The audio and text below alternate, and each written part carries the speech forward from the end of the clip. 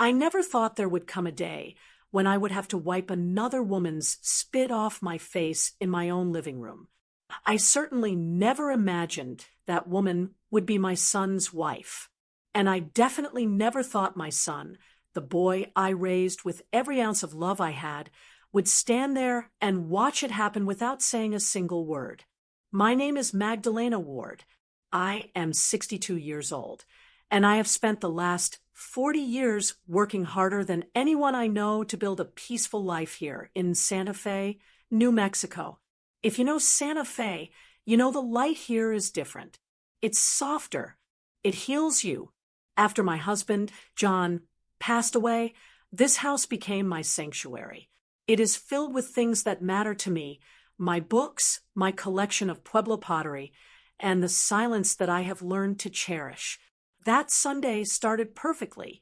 It was one of those golden afternoons where the air smells like sage and dust. I was sitting in my favorite armchair, reading, with a cup of tea cooling on the side table. The house was quiet. It was mine. Then, the front door flew open. I hadn't invited them. My son, Marion, and his wife, Sandra, have a habit of just showing up whenever they feel like it. They don't knock.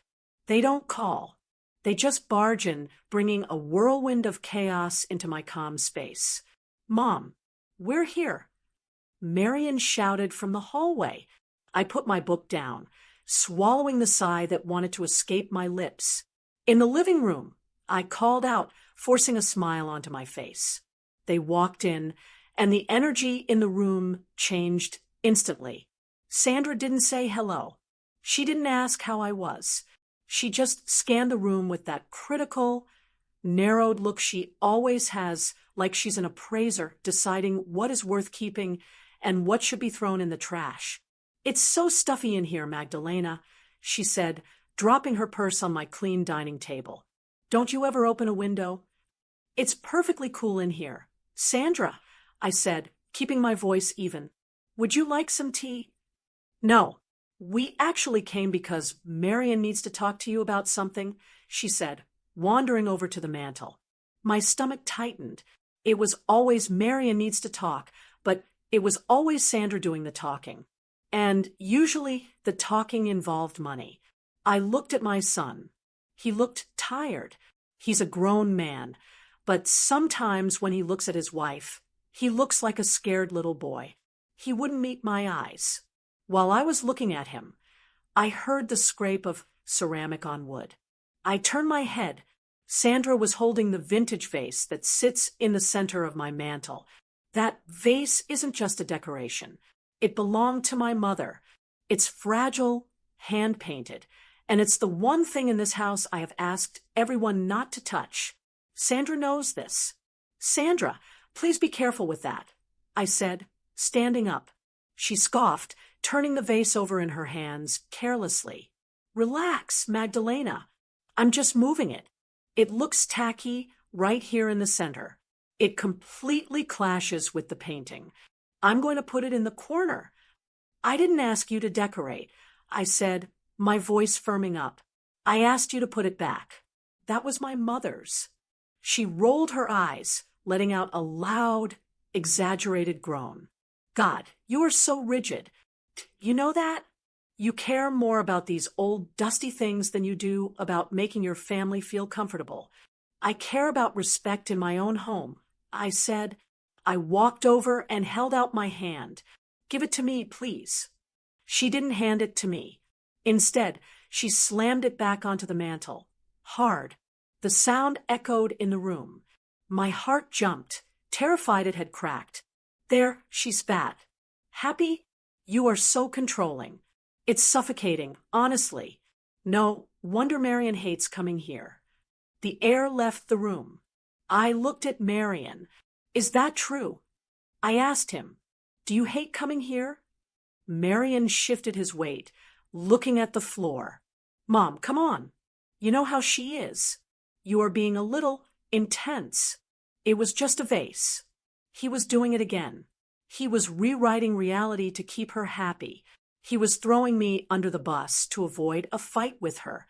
"It is not just a vase," I said, my voice shaking now. It is my home. And if you cannot respect my things and respect me, then maybe you shouldn't be here. Sandra stepped into my personal space. She was close enough that I could smell her expensive perfume, which I probably paid for. Her face was twisted in ugly anger. We shouldn't be here, she hissed. You selfish old witch. We are the only family you have. You should be begging us to be here.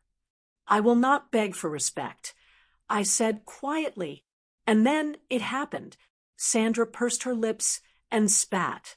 It hit me right on the cheek, just below my eye, wet, warm, degrading. I froze. The world seemed to stop spinning. I stood there, in the home I paid for, surrounded by the things I loved, with my daughter-in-law's saliva sliding down my skin. I waited. I waited for the explosion. I waited for Marion to grab her arm, to yell, to kick her out. I waited for my son to protect his mother. I looked at him. He saw it. He saw exactly what she did. And he just sighed, running a hand through his hair. Mom, he groaned. See what you made her do. Why do you have to push her? You know she's sensitive. My heart didn't break. It shattered. It wasn't the spit that hurt the most. It was that. See what you made her do. I looked at Sandra. She was smirking, challenging me to scream, to fight back, to give her the reaction she wanted so she could play the victim again. She wanted a war. She wanted me to yell so she could tell everyone how crazy I was. So I did the one thing neither of them expected. I reached into my pocket, pulled out a tissue, and slowly, deliberately wiped my face. I folded the tissue and put it back in my pocket. I didn't frown. I didn't cry. I didn't scream. I looked Sandra dead in the eye, my face completely blank. Then I looked at Marion. I looked at him until he had to look away in shame. And then I turned around. Mom. Marion called out, his voice sounding a little nervous now. Mom, where are you going? I didn't answer. I walked out of the living room, my heels clicking on the hardwood floor. I walked up the stairs one step at a time, listening to them whispering frantically downstairs. Is she calling the police? Sandra whispered. I don't know, Marion hissed back. I walked down the hallway to my bedroom. I stepped inside. I closed the door. And I turned the lock. Click. I leaned my back against the door and slid down to the floor. The silence in the room was heavy, but it was mine. I sat there in the semi-darkness, listening to the blood rushing in my ears. They thought this was just another fight. They thought I would come downstairs in an hour, apologize for upsetting Sandra, and cook them dinner like I always did. They thought I was weak because I loved them. But as I sat there on the floor, staring at the photo of my late husband on the nightstand, I realized something. I had been weak. I had allowed this. But the woman who wiped that spit off her face, she wasn't weak. She was done. I checked my watch. It was 4 p.m. I had until morning to decide the rest of their lives. And as I sat there, I realized I wasn't crying. I was planning. The lock on my bedroom door made a solid, heavy click. It was a sound I hadn't really noticed before, but today it sounded like a border being drawn. I stayed on the floor for a long time. My cheek still burned. I touched the spot where she had spit on me. It felt dirty, like a stain that wouldn't wash off with just water. I finally pulled myself up and walked over to the vanity. I looked in the mirror. The woman staring back at me looked older than she had this morning. My eyes were red, but dry. I washed my face, scrubbing that spot on my cheek with soap until the skin turned pink and raw.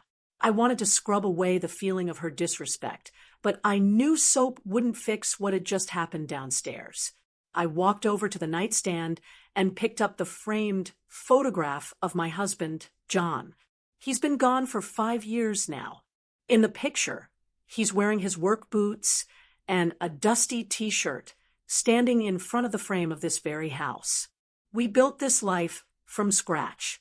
We ate beans and rice for years so we could save every penny. We sacrificed vacations, new cars, and fancy clothes so that our son, Marion, would never have to struggle the way we did. I traced John's face with my thumb. I made a mistake, John. I whispered to the empty room. We made his life too easy. I sat on the edge of the bed, staring at the wall. I realized that Marion standing there, silent, while his wife assaulted me, wasn't a sudden change. It was the result of a lifetime of cushioning. When he failed a test, I blamed the teacher. When he couldn't afford his first car, we bought it for him. When he lost his first job, I sent him a check to cover his rent so he wouldn't feel the sting of failure. I thought I was being a good mother. I thought love looked like protection. But sitting in that quiet room, I realized I hadn't protected him. I had crippled him. I had raised a man who didn't know the value of a dollar or the weight of respect because he had never been forced to earn either. He stood by his wife not because he agreed with her, but because he was weak, and she knew it. Just then, a sound drifted up through the floorboards. It was the television. I stiffened. I walked quietly to the door and pressed my ear against the wood. I could hear the familiar hum of the Sunday football game. Then I heard the refrigerator door open and close. The clatter of silverware on plates. They were eating. They were downstairs in my kitchen, eating the roast beef I had prepared this morning. They were sitting on my couch, watching my television, drinking my wine. They weren't packing their bags. They weren't huddled together, discussing how to apologize. They weren't worried at all. They were comfortable. A cold wave washed over me, replacing the shame. They assumed I was just upstairs, pouting. They thought I was an old woman having a tantrum.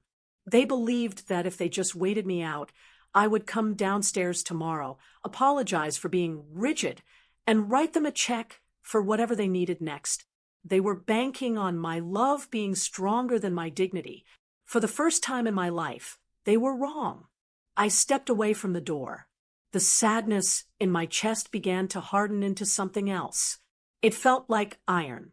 I looked around my room. The comfort, the peace, the security. I owned all of this. Every beam in the ceiling, every tile on the floor. And yet, I was the one hiding in my bedroom while the people who disrespected me made themselves at home downstairs. No more, I said aloud. My voice didn't shake this time. I walked over to my desk and opened the bottom drawer. I pulled out my address book. I didn't need to look up the number. I knew it by heart, but seeing the name written in John's handwriting gave me strength. Thomas Richardson, estate attorney. It was Sunday evening. I knew Thomas would be at home, probably having dinner with his own family. I hesitated for a second, wondering if I was being too rash. Then I heard Sandra's laugh float up from the living room. It was a loud, cackling laugh. I dialed the number. It rang 3 times before he picked up. Magdalena. Thomas's voice was warm, surprised. Is everything all right? It's been a while. Hello, Thomas, I said. My voice was calm, terrifyingly calm. I'm sorry to disturb your Sunday evening. Not at all, he said. What's going on? You sound serious. I need you to come to the house tomorrow morning. I said, 7 a.m. sharp. There was a pause on the other end.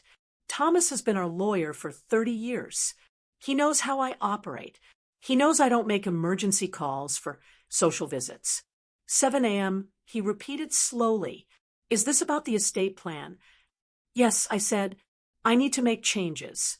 Significant changes. And I need you to bring the paperwork for a full revocation of the current trust. Magdalena, he said, his tone shifting to his professional lawyer voice. Did something happen? Is Marion okay? Marion is fine, I said, looking at the closed door. Physically, he is fine. But the son I thought I had is gone. I need to protect what is left of my life. Thomas, can you be here? I'll be there, he said. Do you want me to come to the back door? So I don't wake anyone? No, I said. Come to the front door. Ring the bell. And Thomas, wear your best suit. I want this to be official. I understand, he said. I hung up the phone. My hand was steady.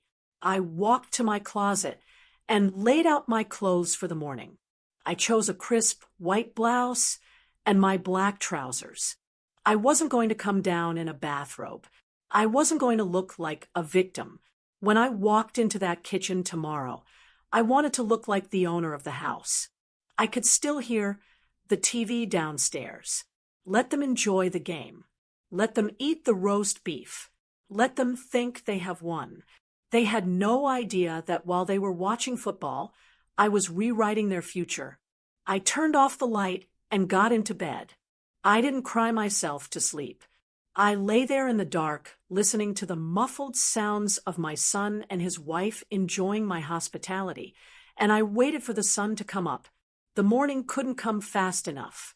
I didn't sleep much, but when I got out of bed at 5:30 in the morning, I felt more awake than I had in years. There is a specific kind of energy that comes from knowing exactly what you are going to do. It wasn't happiness, exactly. It was clarity. I went downstairs quietly. The house was still. I could hear the faint hum of the refrigerator and the settling of the floorboards.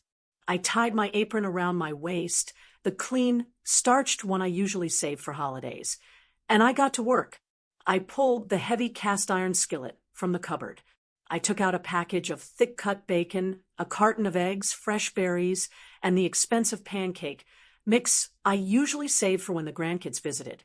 If I had any, I ground the coffee beans myself, letting the rich, dark aroma fill the kitchen. I wasn't cooking out of love. I was setting a stage. I knew my son. I knew Sandra. They operated on the path of least resistance. If they woke up to a silent house and a cold kitchen, they might feel awkward. They might pack their bags and leave before I could talk to them. But if they woke up to the smell of sizzling bacon and brewing coffee, their greed would override their shame. They would assume I had capitulated. They would think, see, Mom is back to normal. She just needed to sleep it off. I wanted them comfortable. I wanted their guards down. By 6:45, the kitchen looked like a magazine spread. A stack of golden pancakes sat in the warming oven. The bacon was crisp. The fruit was cut into perfect little cubes. I set the table for 3, but I placed 4 chairs. I heard the floorboards creak upstairs. Then came the heavy thud of footsteps. Marion came down first. He was wearing his pajamas, scratching his stomach, looking sleepy and soft. When he saw me at the stove, his shoulders visibly relaxed. He let out a breath he must have been holding since yesterday. "Morning, Mom," he said, his voice thick with sleep. "Wow, smells amazing in here." He didn't mention the spit. He didn't mention the argument. He just saw the bacon and decided everything was fine. "Good morning, Marion," I said. I didn't smile, but I didn't scowl either. I kept my face neutral, busy flipping an egg. "Coffee is ready." Sandra came down a moment later.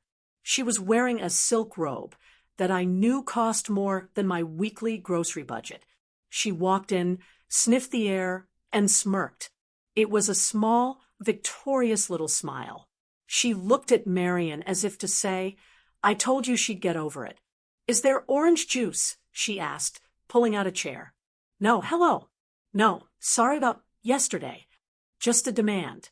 "In the pitcher on the table," I said, placing the platter of bacon in the center. They sat down. The tension that had been choking the house yesterday seemed to have evaporated for them. They piled food onto their plates. Marion poured syrup over his pancakes. Sandra took a large sip of coffee and sighed contentedly. "This is good, Magdalena," Sandra said, picking up a piece of bacon. "I'm glad you're feeling better. Yesterday was just a lot of unnecessary drama, don't you think?" We're all family here. My hand tightened on the counter, but I didn't react. Family, I repeated softly. Yes. I mean, really, Marion added, his mouth full. We just need to communicate better. Sandra has been under a lot of stress, and you know how you get with your rules, Mom.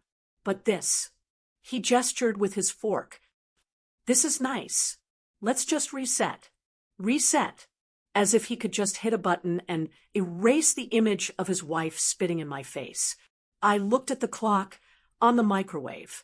6:59 a.m. I agree, I said, wiping my hands on a towel. We do need to reset.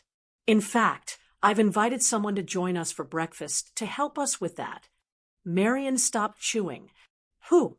Neighbors? Sandra asked, looking annoyed.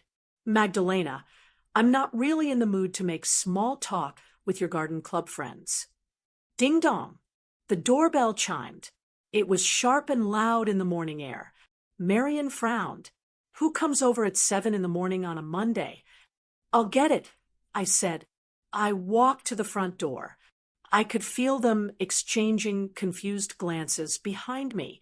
I opened the door, and there stood Thomas Richardson. He looked immaculate. He was wearing a charcoal gray three-piece suit, a crisp white shirt, and a silver tie. He held a thick leather briefcase in his left hand. He didn't look like a neighbor. He looked like an executioner. Good morning, Magdalena, he said, stepping inside. I believe I'm right on time. Right on time, Thomas. Thank you. I led him into the kitchen. When Marion and Sandra saw him, the atmosphere in the room shifted instantly. The cozy warmth of the breakfast vanished. Marion dropped his fork. Sandra stiffened, pulling her robe tighter around herself. Mr. Richardson? Marion asked, his voice rising in pitch. He knew Thomas. Everyone in town knew Thomas. He was the man you called when someone died, or when you were suing someone. He wasn't a breakfast guest. Hello, Marion, Thomas said. His voice was deep and gravelly, with zero warmth. Sandra. What is going on? Sandra asked, looking from me to the lawyer. Why is he here? Please keep eating, I said, gesturing to the empty chair at the head of the table, the spot where my husband used to sit. Thomas has already eaten, haven't you? I have, Thomas said. He didn't sit. He stood at the head of the table, looming over them. He placed his briefcase on the table, right next to the platter of pancakes. The click-click of the latches opening sounded like gunshots in the quiet kitchen. Marion pushed his plate away. Mom, what is this? I stood by the sink, leaning against the counter. I crossed my arms. Well, I began, my voice steady. Yesterday, Sandra called me old and rigid. She said I was controlling, and it got me thinking all night. I realized she was right. Sandra blinked, confused. I was... Yes, I said. I have been too rigid about holding on to the past. And I have been too controlling by trying to protect you two from the real world. So I decided to update my affairs this morning to reflect a new, more flexible reality. Thomas opened a red folder. He pulled out a document that was stapled at the top. Magdalena has authorized me to make immediate changes to her estate plan, Thomas announced. He didn't sound like a friend now. He sounded like a judge. Effective immediately, the standing monthly transfer to Marion Ward's account has been canceled. Marion's jaw dropped. What, Mom? I have a car payment due on Thursday. Thomas ignored him. Furthermore, he continued, Magdalena has revoked the clause in her will that granted you residency rights in this property. This house is solely in her name. You have no legal claim to it. You can't do that. Sandra shouted. Her face was flushing red. We live here. We're family. Thomas turned his head slowly to look at Sandra. He lowered his glasses. Actually, Mrs. Ward, Thomas said, his voice dropping an octave, we can, and we are. Under New Mexico state law, Assault against an elder family member is considered a serious offense. We generally refer to it as hostile conduct. The room went dead silent. Assault. Sandra sputtered. I didn't hit her. It was just an argument. Spitting, Thomas said, enunciating the word clearly, is considered battery. It is a form of assault. It is degrading. It is unsanitary. And in the eyes of the law, it is an act of violence. Sandra's face drained of color. The red flush vanished, leaving her skin looking like paste. She looked at me, then at Marion, then back at Thomas. She realized for the first time that I had told him everything. Now, Thomas continued, smoothing the paper. Magdalena has chosen, graciously, I might add, not to file a police report this morning. However, she has classified that interaction as gross ingratitude. This allows her to legally disinherit you completely without fear of the will being contested later. Marion looked like he was going to be sick. He looked at his pancakes, which were now cold and soggy. Mom, he whispered, you're disinheriting us. Over a vase. It wasn't about the vase, Marion. I said, and it wasn't even about the spit. It was about the silence. Your silence. I walked over to the table. I picked up the pitcher of orange juice and poured myself a glass. My hand was perfectly steady. Thomas has the new paperwork, I said. He is going to explain what happens next. I suggest you listen very carefully. The free ride is over. The bank of Mom is closed. I took a sip of the juice. It tasted sweet.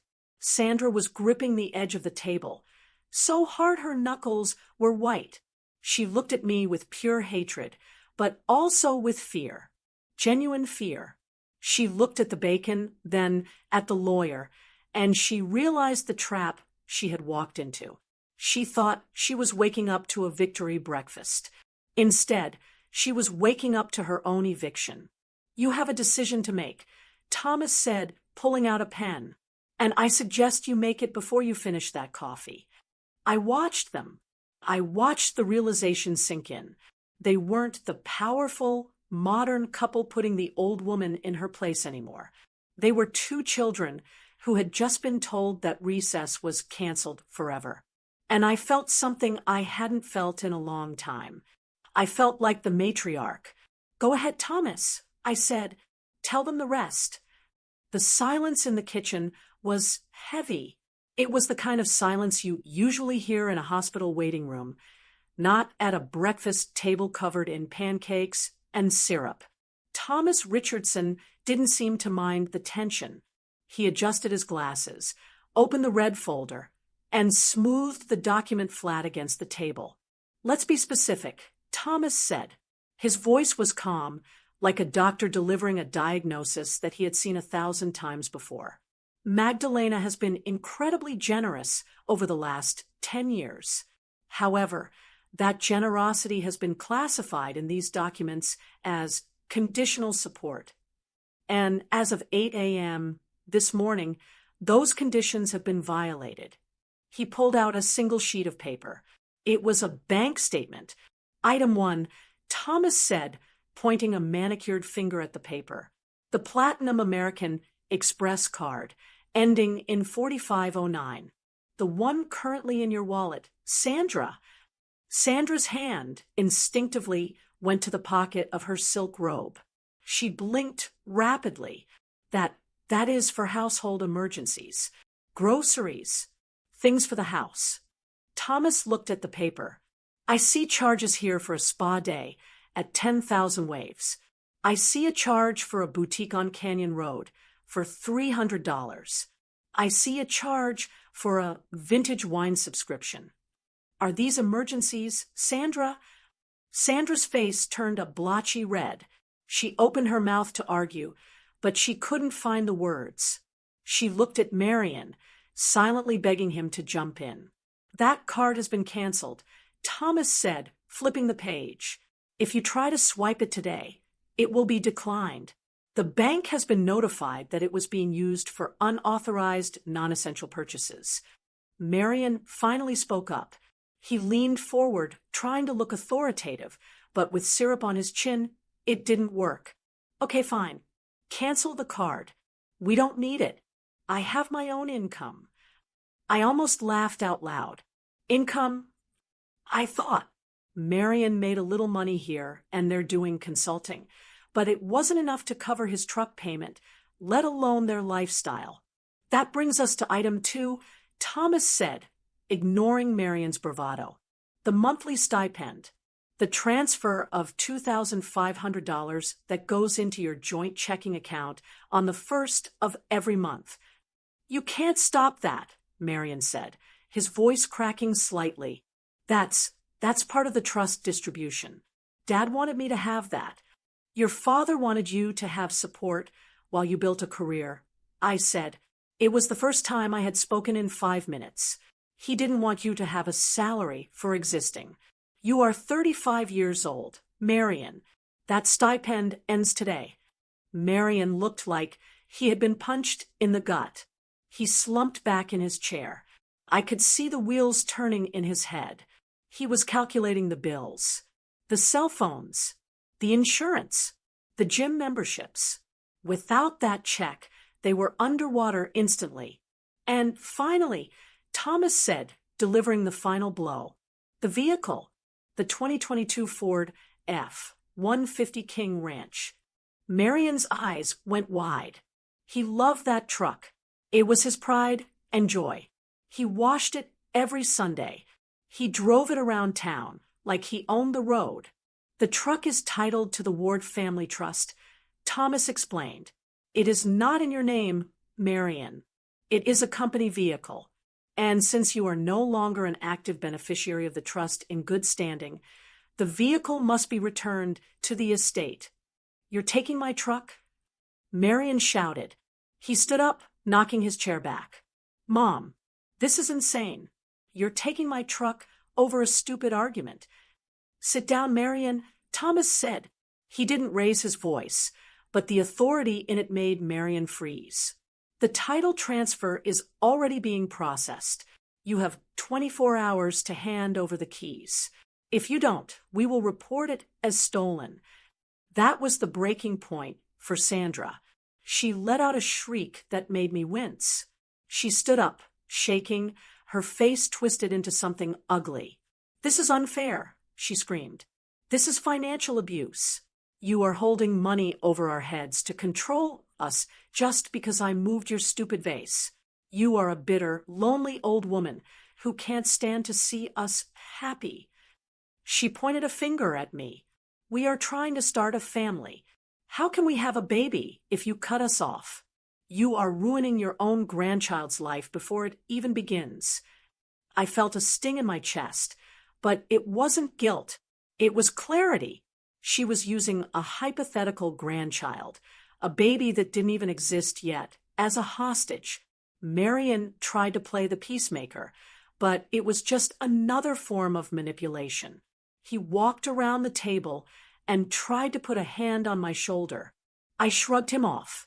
Mom, listen to me, he said, dropping his voice to that soft, wheedling tone he used when he wanted money. You're overreacting, okay? Sandra is emotional. You're emotional. Let's not bring lawyers into this. Just tell him to leave, and we can talk about this like family. You don't want to see me lose my truck, do you? You know how hard I worked on that truck. You didn't work on it, Marion, I said, looking him dead in the eye. You drove it. I paid for it. I stood up. I felt tall.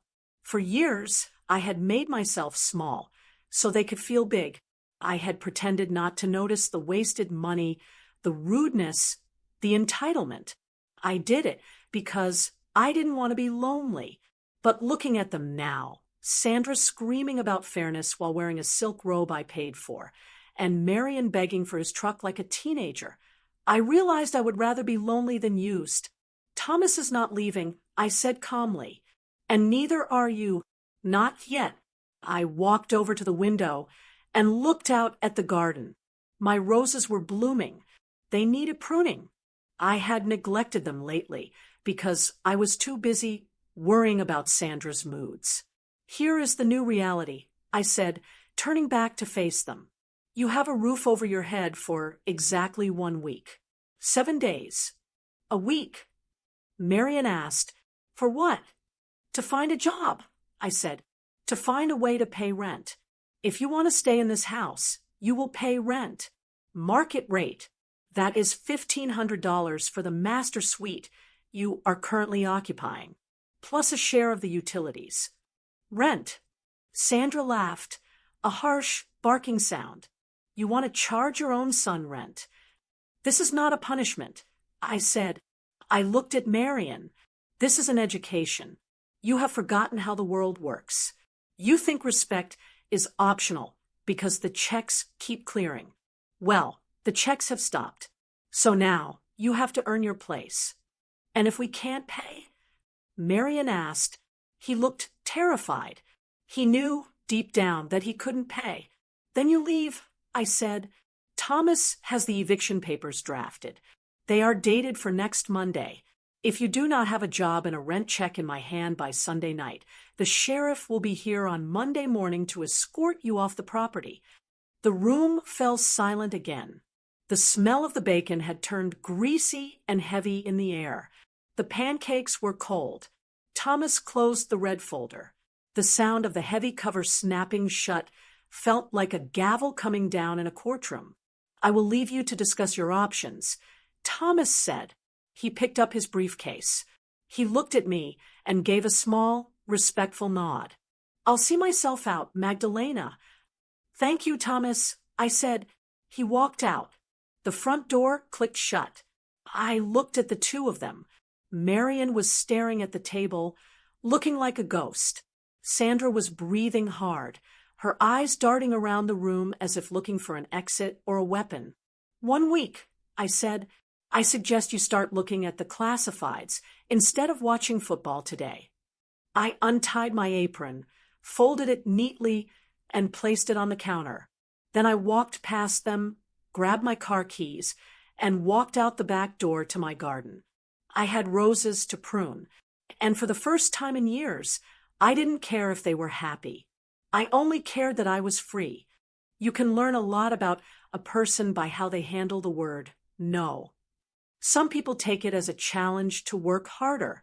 Others, like my daughter-in-law, take it as a signal to change tactics. I expected Monday to be filled with frantic job searching. I expected to see Marian circling ads in the local paper or polishing his resume at the kitchen table. I expected Sandra to be on her laptop, looking for administrative work or anything that would bring in a paycheck. Instead, the house went quiet, eerily quiet. For the first 24 hours, they stayed in their room. I assumed they were panicked, or maybe they were just waiting for me to knock on their door and tell them I was bluffing. I didn't knock. I went about my day. I watered my plants. I read my book. I ate my meals alone. By Tuesday morning, the strategy shifted. I walked into the kitchen at 8 a.m., expecting to make my coffee. Instead, I found Sandra standing there. She was dressed, actually dressed, not in a robe, and the dishwasher was humming. She had unloaded the clean dishes and was wiping down the counters. When she saw me, her face lit up with a smile, so bright it looked painful. "Good morning, Magdalena," she chirped. Her voice was an octave higher than usual. "I made a fresh pot of coffee. I used your favorite beans. And look, I found those blueberry muffins you like at the bakery downtown." She gestured to a plate on the table. Beside it was a vase of flowers, fresh ones cut from my own garden, arranged somewhat haphazardly in a water glass. "I just thought," she continued, rushing her words, "that we got off on the wrong foot this week. I wanted to do something nice to show you that I appreciate, well, everything." I stood in the doorway, looking at the muffins. 2 days ago, she had spit in my face. Yesterday, she had screamed that I was ruining her life. Today, she was playing the role of the perfect housewife. Thank you for the coffee, I said, walking past her to get a mug. I also folded the laundry that was in the dryer, she added, following me like a puppy. I noticed your towels were in there. I made sure to fold them the way you like, with the edges tucked in. I poured my coffee, black. I turned to look at her. That's very helpful, Sandra. Thank you. She waited. She was waiting for the thaw.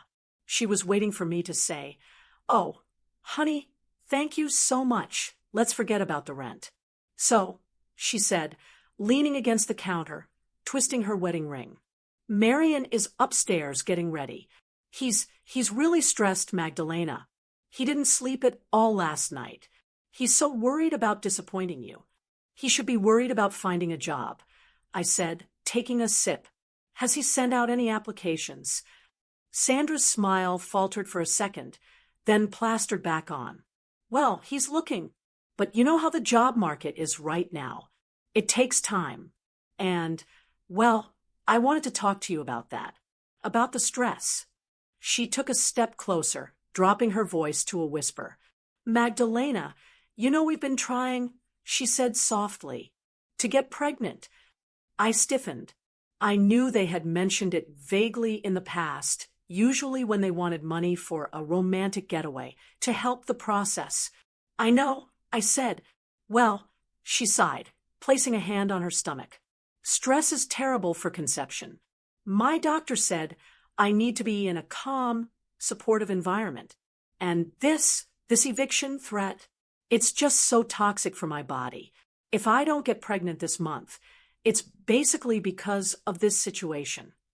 I looked at her hand on her stomach. It was a masterclass in manipulation. She was using a child that didn't even exist yet as a shield. She was trying to make me feel like a murderer of her future happiness. "Sandra," I said, setting my mug down, "let me be very clear.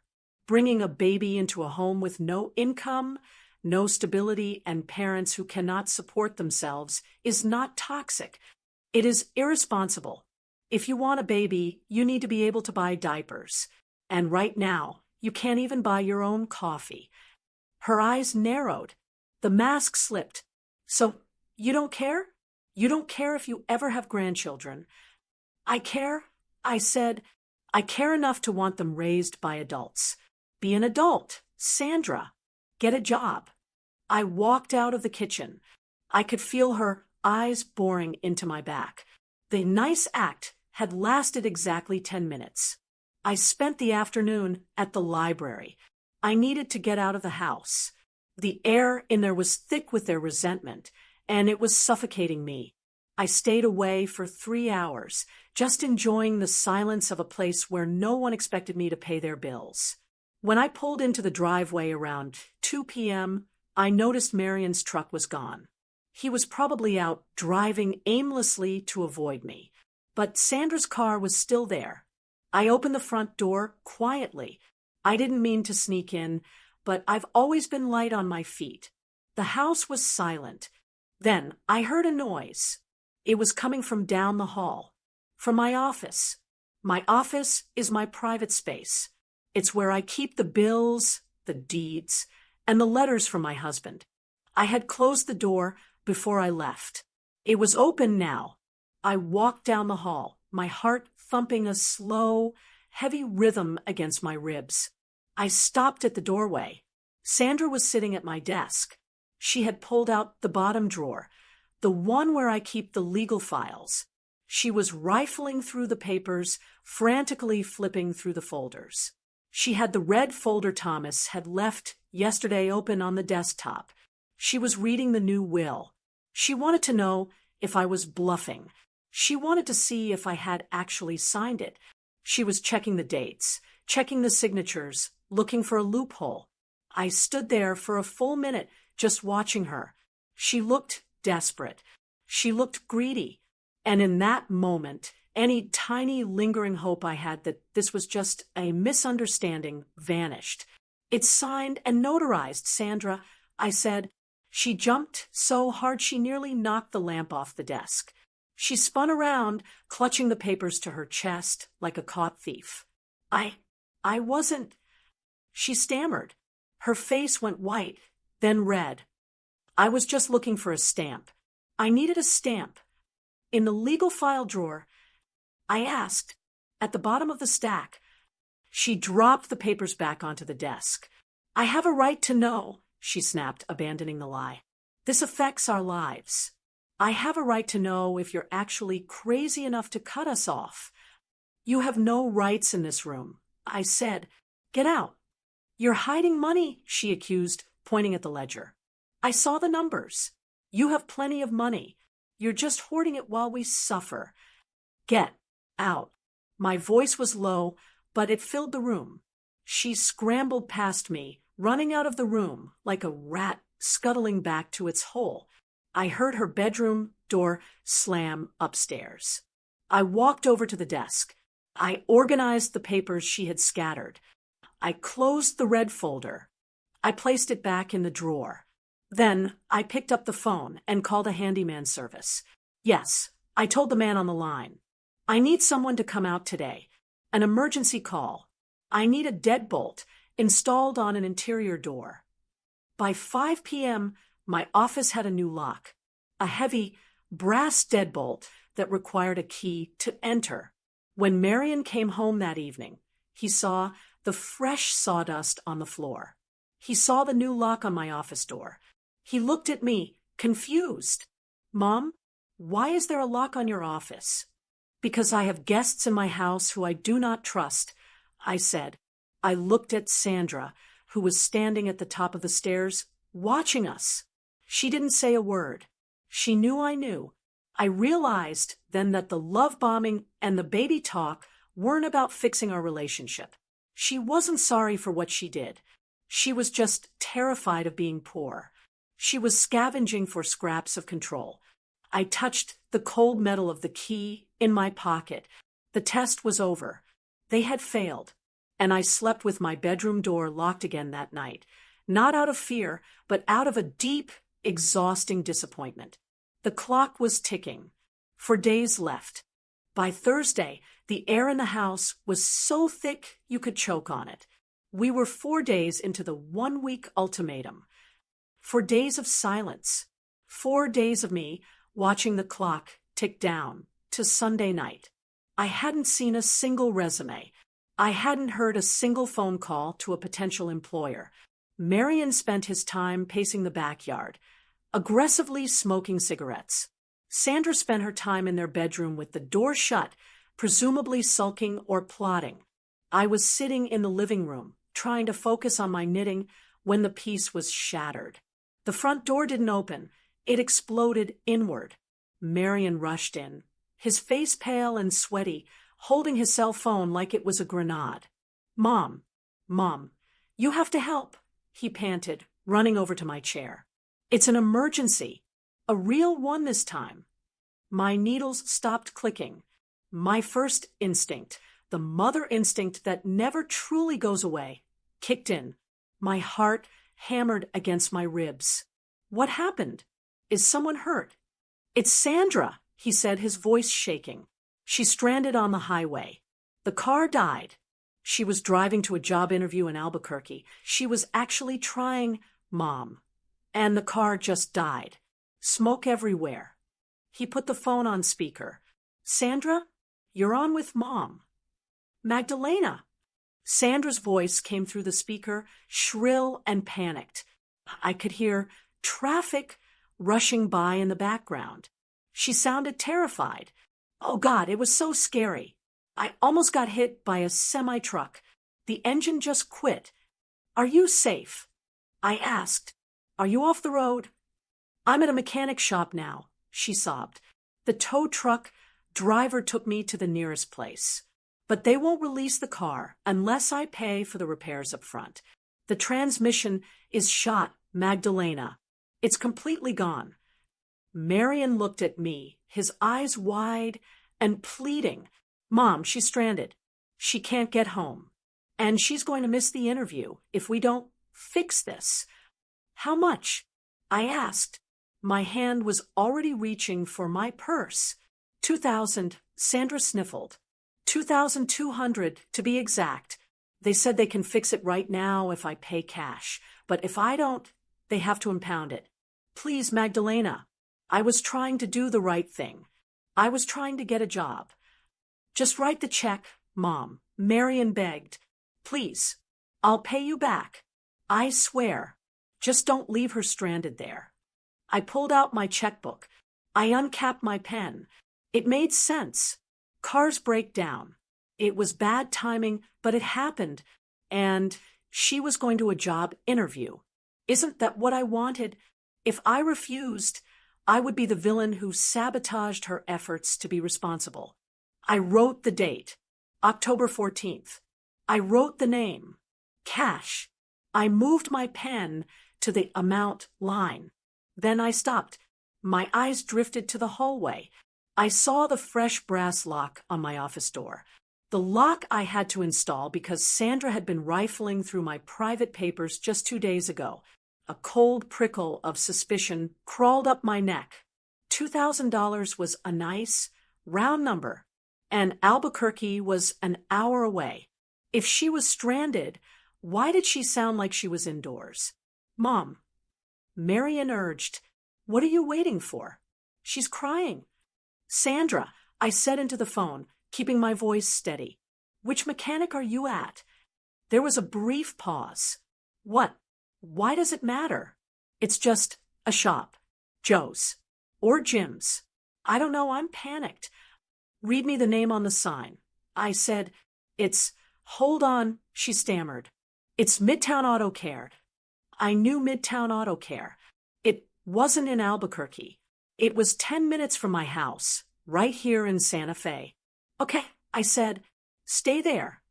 I closed my checkbook and capped the pen. Mom, Marian shouted, what are you doing? You have to wire her the money, or I have to run it over there. She needs the check. I am not giving you a check, I said, standing up, and I am not wiring money to a stranger. You're going to leave her there? Marian looked at me with genuine horror. After everything, you're going to leave your daughter-in-law stranded at a mechanic shop? That is cold, Mom. That is evil. I am going to call the shop, I said, walking to the kitchen phone. If the transmission is blown, I will pay the mechanic directly over the phone with my credit card. I want to speak to the mechanic. Marian grabbed my arm. Not hard, but desperate. Mom, don't embarrass her. Just give me the money. Why do you have to control everything? Let go of me, Marian, I said. He let go. He looked sick. I dialed the number for Midtown Auto Care. I knew the owner, Bob. He had serviced my Buick for years. Midtown Auto, this is Bob. Bob, it's Magdalena Ward. I said. I watched Marian pacing in the kitchen, biting his nails. Magdalena, good to hear from you, Bob said. How's the Buick running? The Buick is fine, Bob. I'm calling about my daughter-in-law's car, the red Honda Civic. She's there right now. Yeah, she's here, Bob said. He sounded confused. She's in the waiting room. Bob, I need the truth, I said. She tells me the transmission is blown, and she needs $2,000 to get it running.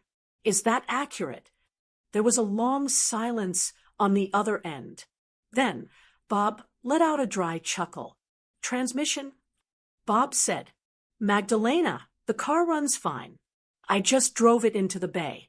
There isn't a single thing wrong with the engine. My stomach dropped. I didn't feel triumphant.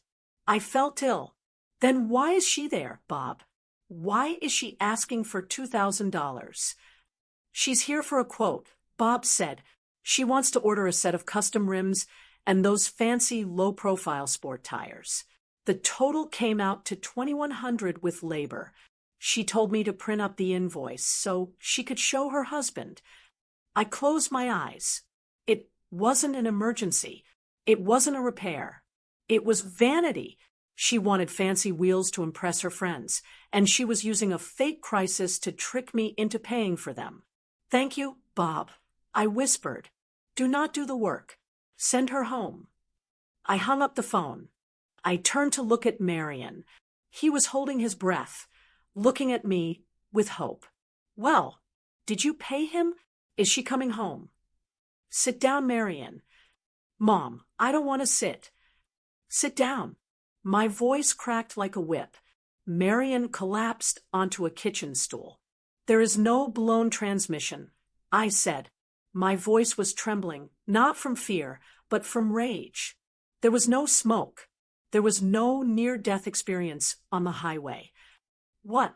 Marian blinked, but she was crying. I heard the traffic. She was standing outside the shop 10 minutes away, I said. She went there to buy custom rims and sport tires. She wanted $2,000 for accessories. Marian! She staged a breakdown to swindle me. No, Marian shook his head. No, she wouldn't do that. You must have misunderstood Bob. She was going to a job interview. There is no interview, I said. It was a lie. All of it. She tried to steal from me, and she used you to do it. The front door opened. Sandra walked in. She looked flustered, clutching her purse. When she saw us in the kitchen, me standing like a statue, Marian pale as a ghost, she froze. Did you call the shop? She asked, her voice small. I did, I said. She looked at Marian. She saw the look on his face, the devastation. She realized the game was up. It was, well, the car needs new tires eventually, she stammered, trying to pivot. It's a safety issue, really.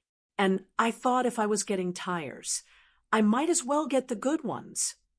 Stop, Marian said. It was barely a whisper. He stood up slowly. You told me you almost died, Marian said. You told me you were stranded. I was terrified. Sandra. I was begging my mother for money because I thought you were in danger. I was stressed. Sandra shouted, throwing her hands up. We need money, Marian. If she wasn't going to give it to us, I had to find a way. I did it for us. You tried to con her, Marian said. He looked at his wife like he was seeing a stranger. You tried to con my mother out of $2,000 for rims? We don't have jobs. We're getting evicted in 3 days. I deserve nice things. Sandra screamed. The mask was completely gone now. Her face was ugly with entitlement. Why should she have all that money sitting in the bank while we suffer? She's old. She doesn't need it. It's selfish. I stood there watching them. I didn't need to say a word. The checkbook was back in my purse. The pen was capped. You have 3 days, I said to the room. I walked past them. Sandra was still screaming about how unfair it was. But for the first time, Marian wasn't defending her. He was just standing there, staring at the floor, listening to his wife complain about not being able to rob his mother. I went to my room and locked the door. But this time, I knew I wasn't the only one waking up. Downstairs, in the silence that followed the screaming, I could feel the ground shifting. Marian had finally seen the greed. And once you see it, you can't unsee it. Sunday morning arrived with a silence that felt like a held breath. The air in the house was heavy, charged with the kind of electricity you feel right before a thunderstorm breaks. This was it. The deadline. I had told them 7 days ago, find a job, pay rent, or leave. I spent the morning in the kitchen, drinking my tea, waiting for signs of movement. I expected to see boxes. I expected to see suitcases lining the hallway. I expected, at the very least, a frantic energy as they scrambled to figure out where they were going to sleep that night. Instead, at 10 a.m., Sandra walked into the kitchen wearing yoga pants and a sweatshirt. She wasn't packing. She was scrolling on her phone. "Do we have any almond milk left?" she asked, not looking up. She was acting as if the conversation last week, the lawyer, the frozen accounts, the fake car breakdown, had been a bad dream. She was betting everything on the idea that I was bluffing. She was banking on the fact that a mother would never actually lock the door on her own son. Marian came down a few minutes later. He looked tired, circles under his eyes, but he also wasn't packing. He poured himself coffee and leaned against the counter. We're going to run to that new coffee shop on the plaza, Marion said, casually. Get some lattes. Clear our heads. We'll be back in an hour. I looked at him. You're going for coffee? Yeah, he said, shifting his weight. Just need to get out of the house for a bit. It's stifling in here, Mom. You have until sunset, Marion, I said quietly. He rolled his eyes, a small, dismissive gesture. Yeah, we know. We'll figure it out when we get back.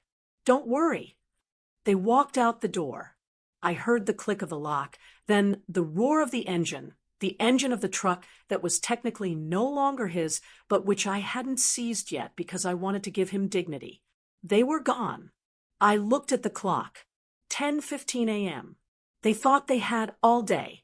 They thought they could come back, order takeout, and guilt trip me into letting them stay just one more night. And then one night would become two, and two would become a month. I set my mug down in the sink. No, I whispered. I picked up the phone. I didn't call the police. I called the locksmith I had put on standby 2 days ago. Jim. I said when he answered, they're gone. Can you be here in 10 minutes? I'm around the corner. Mrs. Ward, he said. Jim arrived in his van 7 minutes later, while he went to work on the front door, changing the tumblers and installing a high-security deadbolt. I went upstairs. I walked into the guest suite. It smelled like them, Sandra's heavy perfume and Marion's cologne. Their clothes were everywhere. Piles of laundry on the floor, makeup scattered across the antique vanity, wet towels on the bedspread. I didn't throw their things out the window. That's what people do in movies. In real life, you maintain your dignity. I pulled their suitcases from the closet. I started packing. I folded Marion's shirts. I paired his socks. I packed Sandra's silk robes and her endless bottles of expensive face cream. I packed the shoes she had bought with my credit card. I worked methodically, efficiently. I didn't cry. I felt a strange, cold detachment, like a surgeon removing a limb to save the patient. It took me 45 minutes to pack everything.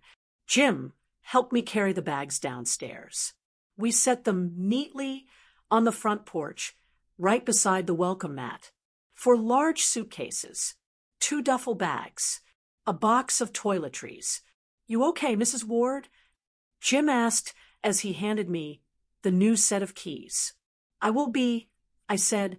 Thank you, Jim. He drove away. I went back inside. I locked the new deadbolt. Then I went to the back door and locked that too. I checked every window. The house was sealed. I sat in the chair by the front window, hidden behind the sheer curtains, and I waited. At 11:30 a.m., the truck pulled into the driveway. They got out, holding their paper coffee cups. They were laughing about something. They looked relaxed. They had successfully wasted another morning, confident that Mom would handle it. They walked up the path. Sandra was the first to notice the bags. She stopped halfway up the steps. What the? Marion bumped into her. What's wrong? Then he saw them. His gym bag, her pink suitcase, sitting there on the porch. Is she serious? Sandra scoffed. She packed for us? God, she is so dramatic. Marion walked up to the door. He reached into his pocket and pulled out his key. He slid it into the lock. He tried to turn it. It didn't move. He frowned, jiggled it, and tried again. Nothing. Mom, he called out, knocking on the wood. Mom, the key is stuck. I didn't answer. Marion, open the door. Sandra snapped. My latte is getting cold. I can't, Marion said, panic starting to seep into his voice. It won't turn. He pounded on the door harder. Mom, open up. It's us. I stood up and walked to the wall intercom system next to the door. I pressed the talk button. The key isn't stuck, Marion, I said. My voice came out clear and amplified through the speaker on the porch. The lock has been changed. There was a silence on the other side of the door. Changed. Marian's voice cracked. What are you talking about? Let us in. You have your things, I said, leaning my forehead against the cool plaster of the wall.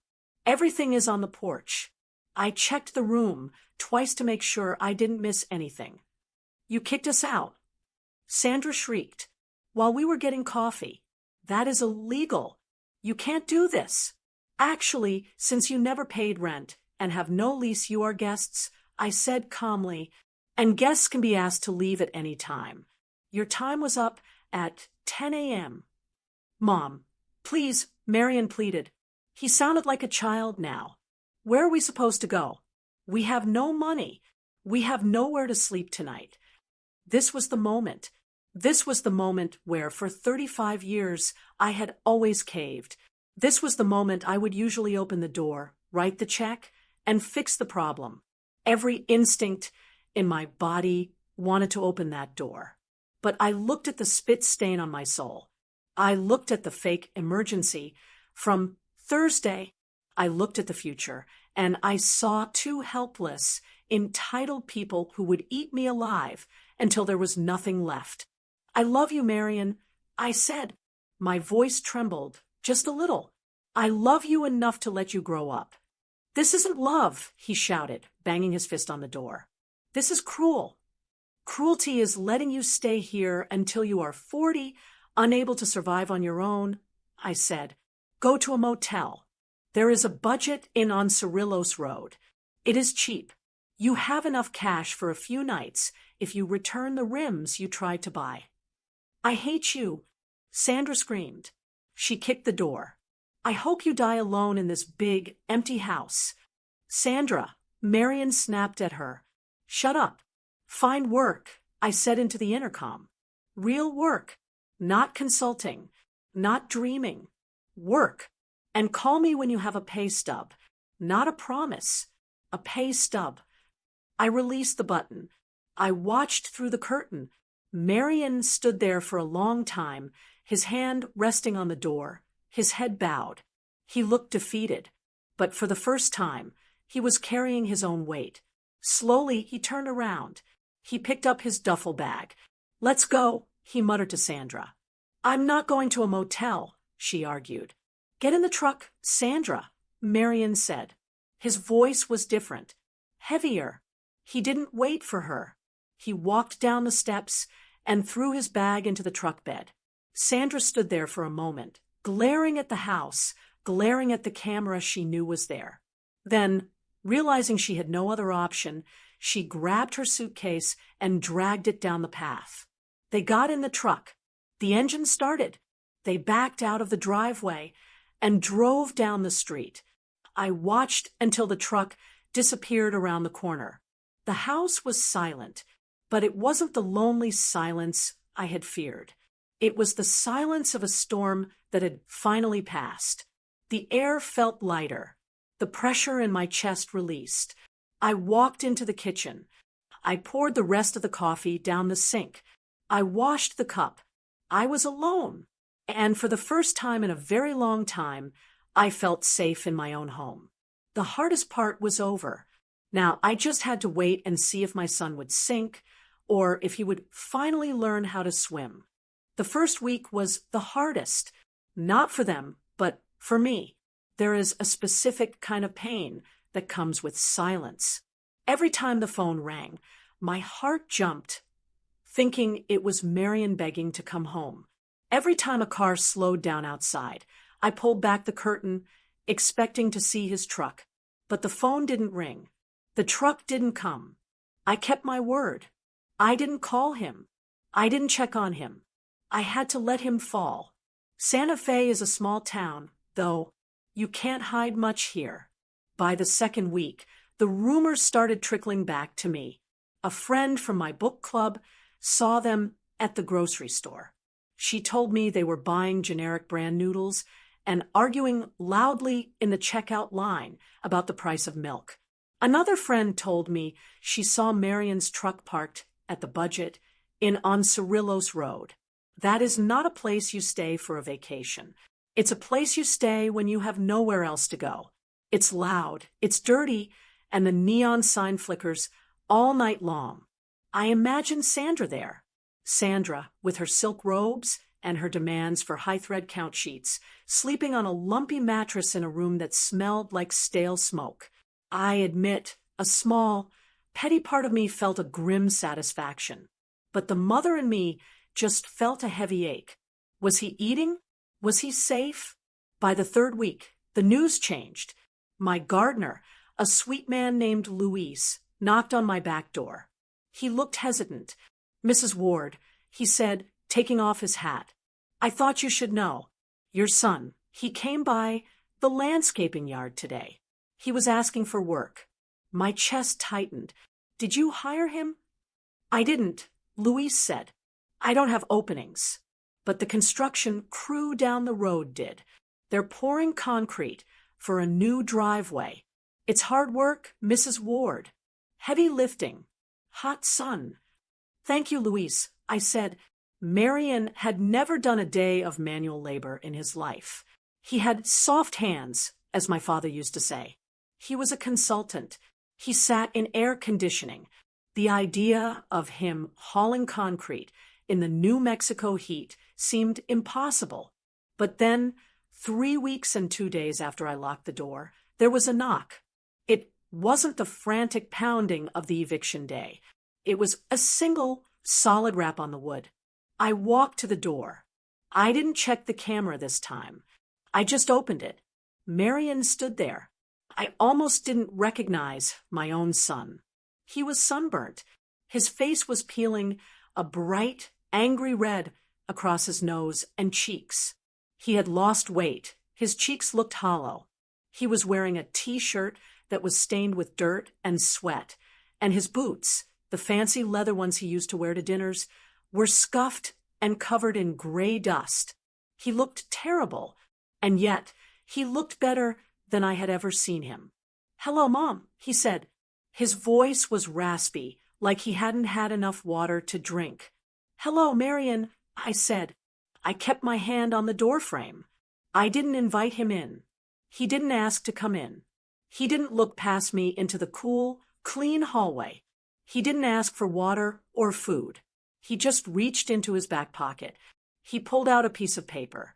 It was crumpled and slightly damp from sweat. He smoothed it out against his leg with a hand that I noticed was covered in blisters. Some of them were wrapped in cheap Band-Aids that were peeling off. He held the paper out to me. "It's not much," he said.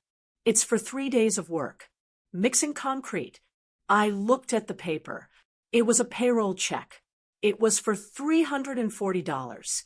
"I know it doesn't cover the rent," he said, looking me in the eye. "I know it's not enough to move back in. I wanted you to see it. I wanted you to see a pay stub." I took the check. My hands were shaking slightly. It felt heavier than any check I had ever written him. "Where's Sandra?" I asked. Marion let out a short, bitter laugh. He looked down at his boots. "She's at the motel," he said. "She refuses to leave the room. She told me that if I was a real man, I wouldn't make her live like this. She said I embarrassed her by taking a labor job." He looked up, and I saw tears in his eyes. Not tears of sadness, but tears of anger. "She tried to leave me, Mom," he whispered.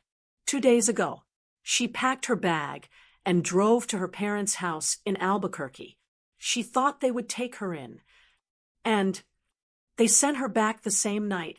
Marion said they told her they weren't going to support a 30-year-old woman who wouldn't work. So she came back to the motel. Not because she missed me, but because she had nowhere else to go. He shook his head. "You were right. About everything. She didn't love me. She loved the safety net. And the moment you cut the net, she started looking for the exit." "I'm sorry you had to learn that the hard way," I said softly. "I needed to," he said. He pointed to the check in my hand. "I earned that, Mom. My back feels like it's breaking. My hands are bleeding, but I earned it. Nobody gave it to me." "I am proud of you, Marion," I said. He flinched, like he wasn't expecting that. His shoulders dropped an inch. "I'm going to keep working," he said. "I'm going to save up for an apartment. A small one. Just for me. I don't think. I don't think Sandra is going to be part of that." "That is a decision only you can make," I said. "I know," he said. He reached out, gently took the check back from my hand, and folded it carefully. He put it back in his pocket, like it was a winning lottery ticket. "I just wanted to show you," he said. "I'll come back when I have the next one." "I'll be here," I said. He turned around and walked back to his truck. He walked differently. He didn't have that arrogant swagger anymore. He walked with a limp, probably from the heavy lifting, but he walked with purpose. He got into his truck and drove away. I closed the door and leaned against it. I closed my eyes, and finally, for the first time in 3 weeks, I let myself cry. But they weren't tears of grief. They were tears of relief. My son was dirty, broke, and living in a motel with a woman who hated him. But for the first time in his life, he was a man. The blisters on his hands were the first honest things he had ever owned.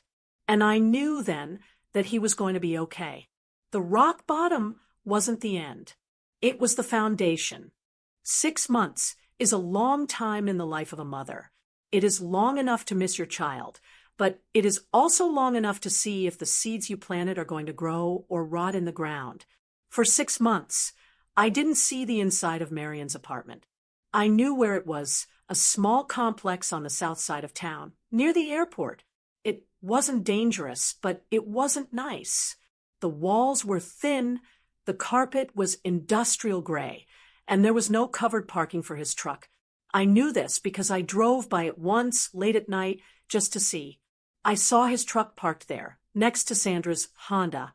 Seeing those two cars parked together in that dimly lit lot told me everything I needed to know. They were still together.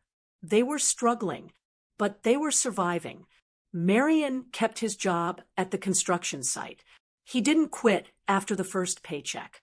He didn't quit when the winter winds started blowing down from the mountains, turning the concrete mix into freezing slush. He woke up at 5 a.m. every single day. I know this because he called me every Sunday evening, just for 5 minutes to check in. "I'm tired, Mom," he would say, "but the foreman made me a crew lead. I got a 50-cent raise." "That's good, Marion." I would say, "That's progress." Sandra was a different story. For the first 2 months, she did nothing. She sat in that small apartment, waiting for Marion to fix it, waiting for me to break. But when the electricity bill came and Marion didn't have enough to cover it and the rent, reality finally hit her. She didn't get a job because she wanted to. She got a job because she had to. She started working the front desk at a dental clinic. It wasn't a career, it was a job. She had to answer phones, deal with angry patients, file paperwork, and be polite to people she probably thought were beneath her. By April, the silence between us felt different. It wasn't angry anymore. It was just quiet. I decided it was time. I called Marion on a Tuesday. "I'm making a roast on Sunday," I said. "Noon. Bring Sandra." There was a long pause on the line. "Are you sure?" he asked. I don't know if she's ready to face you. If she wants to eat roast beef, she'll be ready," I said. Sunday came. I set the table. I used the good china, but I didn't put out the silver. We weren't all the way back yet. At 11:55 a.m., I heard the truck. I watched from the kitchen window. They walked up the path differently than they used to. 6 months ago, they would have stomped up the stairs, talking loudly, bursting in like they owned the place. Today, they walked slowly. Marion was limping slightly. His back, I assumed. He looked 10 years older, but his jawline was sharper. The softness was gone. Sandra walked behind him. She wasn't wearing designer clothes. She was wearing a simple pair of slacks and a blouse that looked like it came from a department store clearance rack. Her hair was pulled back in a tight ponytail. She looked tired. She looked like a woman who knew what it cost to pay for her own shampoo. They knocked. I opened the door. "Hi, Mom," Marion said. He didn't hug me immediately. He waited to see if it was okay. "Hello, Marion," I said. I opened the screen door. "Come in." Sandra stepped inside. She stopped on the doormat and wiped her feet. She wiped them 3 times, checking her soles to make sure she wasn't tracking in any dust. "Hello, Magdalena," she said softly. She didn't look me in the eye. She looked at the floor. "Thank you for having us." "Dinner is almost ready," I said. We sat at the table. The conversation was awkward at first. We talked about the weather. We talked about the price of gas. "Gas is up to $3.50, Marion said, shaking his head. "Cost me $80 to fill the truck this week. I had to pick up an extra shift on Saturday just to cover the commute." "It's robbery," Sandra muttered. Then she stopped, realizing she was complaining. She took a sip of water. "But we made it work. I started taking lunch from home instead of buying salads." I looked at her. The old Sandra would have charged a $20 salad to my credit card without blinking. This Sandra was packing a sandwich to save $5. "The roast is delicious," Marion said, eating with an intensity one hadn't seen before. He ate like a man who was genuinely hungry, not just bored. "Thank you," I said. After dinner, I cleared the plates. Sandra stood up immediately. "I'll help you," she said. "You don't have to," I said. "I want to," she said. And strangely, I believed her. She didn't want to owe me anything. She wanted to earn her dinner. We washed the dishes in silence. It wasn't a warm silence, but it wasn't hostile. It was the silence of 2 women who had been to war and were now observing a ceasefire. When we were done, we walked back into the living room. Marion was sitting on the couch, looking at the fireplace. This was the moment I had prepared for. Before they arrived, I had done something specific. I had taken the vintage vase, the one Sandra had moved 6 months ago, the one that started this entire war, and I had placed it on a small, wobbly side table right next to the hallway entrance. It was precarious. If you walked past it too fast, or if you swung your purse carelessly, it would fall and shatter. I wanted to see what would happen. Sandra picked up her purse to leave. "We should get going," she said. "Marion has an early shift tomorrow." She walked toward the hallway. She was looking at her phone, checking the time. She brushed past the side table. Her hip bumped the edge of the wood. The vase wobbled. It tipped dangerously to the left. I held my breath. 6 months ago, she would have let it fall.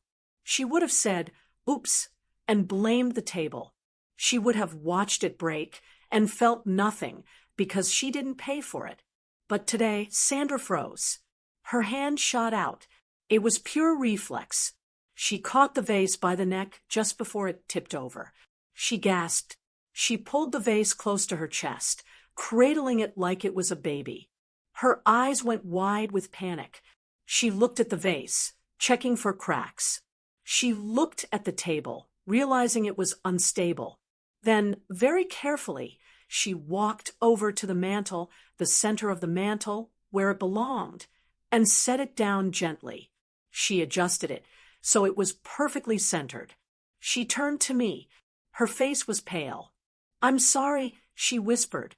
"That table, it's not safe. I didn't want it to break. It's valuable." She wasn't talking about the monetary value. I could see it in her eyes. She finally understood that things have value because someone worked for them, because someone loved them. She knew what it felt like to work 40 hours a week for a paycheck that barely covered the rent.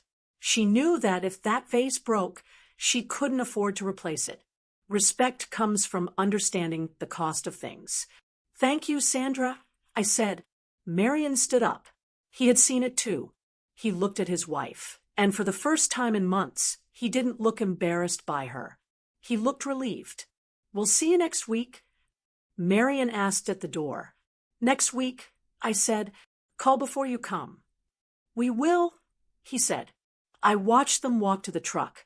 Sandra didn't complain about the walk. She got in, buckled her seatbelt, and waited for him. I closed the door. I walked over to the mantel and touched the vase. It was cool and smooth. It was exactly where it was supposed to be. They weren't perfect.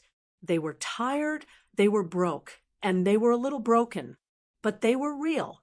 And as I looked around my quiet living room, I realized that for the first time in years, I wasn't just a bank account to them. I was a person, and that was worth every bit of silence. It has been exactly 1 year since the day I changed the locks. 1 year since I sat in this chair and watched my son's truck disappear down the street, unsure if I would ever see him again. The seasons in Santa Fe have cycled through. The winter snow melted, the spring winds howled, and now the late summer sun is turning everything golden again. My garden is in full bloom. The roses I pruned that day are vibrant and strong.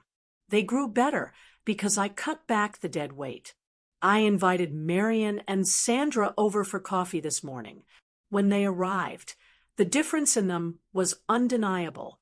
Marian has calluses on his hands now. He walks with the steady, slightly tired gait of a man who works 40 hours a week on his feet. He is still a foreman at the construction company. He didn't quit. Sandra is still at the dental clinic. She was promoted to office manager last month. She told me about it not with arrogance, but with a quiet sense of accomplishment.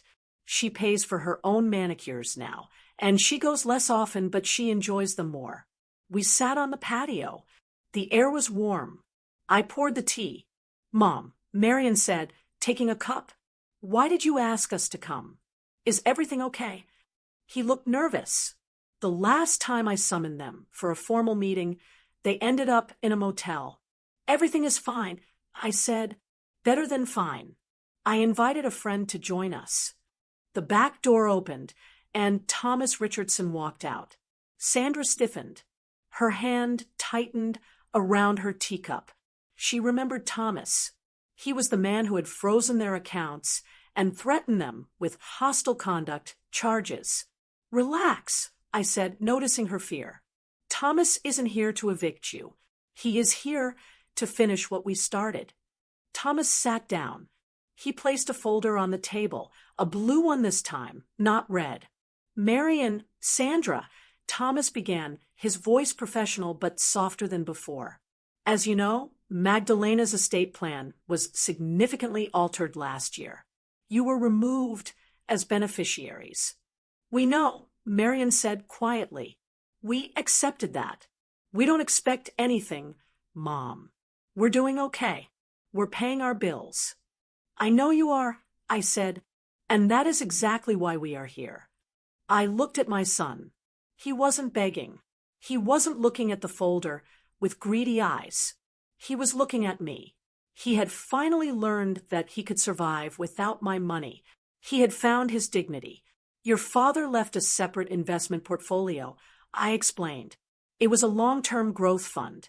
He intended it for you, Marian, but he made me the trustee. He told me, give it to him when he's ready. For 10 years, I didn't touch it because I knew you weren't ready. You would have spent it on cars and vacations." Sandra looked down at her lap. She knew I was right. "The fund has matured," Thomas said. "It is a significant sum." Marian shook his head. "Mom, I don't want it. I don't want to go back to how we were. I like knowing I paid for my own truck. I like knowing I paid for our apartment. If you give us a pile of money, I'm scared we'll get soft again." I smiled. That was the answer I had prayed for. "I'm not giving you a pile of money," I said. "I am giving you a partnership." Thomas opened the folder. "Magdalena has set up a heavy incentive trust," Thomas explained. "It is very simple. The trust matches your earned income. For every dollar you earn from a W-2 employer, the trust will pay you $1. Marian frowned, processing the math. So, if I make $50,000 a year, the trust pays you an additional $50,000. Thomas said, if you work harder and get a raise, the trust pays you more. But, and this is the critical clause, if you quit your jobs, the payments stop immediately. If you stop working, the money stops flowing. Silence settled over the patio. It wasn't a lottery win. It wasn't a free ride. It was a multiplier. It was a system designed to reward effort, not existence. Sandra looked up. Her eyes were wet. "You're willing to do that?" she asked, her voice trembling. "After everything I said to you? After the spit?" "I forgive you, Sandra," I said. "I don't forget, but I forgive. You were lost. You thought money was something you were owed. Now, it is something you build. This trust ensures that you will never be poor, but you will also never be lazy. It rewards the woman you have become, not the woman you were." Sandra began to cry. She didn't sob loudly. She just let the tears fall. It was relief. It was the realization that she didn't have to struggle alone forever, but that her struggle had mattered.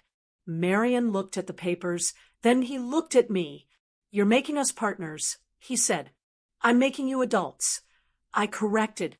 He stood up. He walked over to me. I stood up to meet him. He hugged me. It wasn't the weak, one-armed hug of a distracted son. It was a bare hug. He smelled like soap and sawdust. He felt strong. "Thank you," he whispered into my ear. "You're welcome," I said. "No," he pulled back, holding me by the shoulders. "Not for the money. I mean, thank you for the money, obviously, but thank you for kicking us out. Thank you for the motel. Thank you for letting me hit rock bottom." He took a deep breath, his voice thick with emotion. "I was drowning, Mom. I was drowning in comfort. I was a weak man, and I was letting my wife become a monster because I was too scared to say no. You saved my marriage. You saved my life." I reached up and cupped his face, my boy's face, now weathered and lined. "I just wanted my son back," I said, "and I think I finally have him." They stayed for another hour. We signed the papers. We ate the rest of the cake. When they left, they didn't speed away. They drove slowly, carefully. I walked back into the house. I carried the tea tray to the kitchen. I stopped in the living room. The afternoon light was hitting the mantel. My mother's vintage vase was glowing in the sun, centered perfectly. It was safe. The house was safe. I walked out to the garden one last time. I sat on my bench, listening to the wind in the aspen trees. I thought about the journey. It had been brutal. It had been ugly. There were moments I thought I had lost them forever. But you cannot buy respect. You cannot demand it. You can only rent it for a while, with checkbooks and silence. True respect, that has to be earned. It has to be forged in the fire of no. I took a sip of my tea. It was still warm. I am Magdalena Ward. I am a mother. I am a survivor. And finally, my legacy is secure. If you enjoyed this journey and believe that boundaries are a form of love, please hit that like button. It really helps the channel. What would you have done if you were in my shoes? Would you have let them back in sooner, or did I do the right thing? Let me know in the comments below. And if you want more stories about family, justice, and reclaiming your life, make sure to subscribe and turn on the notification bell so you never miss a chapter. Click the video on your screen right now to hear another story about a woman who finally stood up for herself. You won't believe what happens in that one. I'll see you there.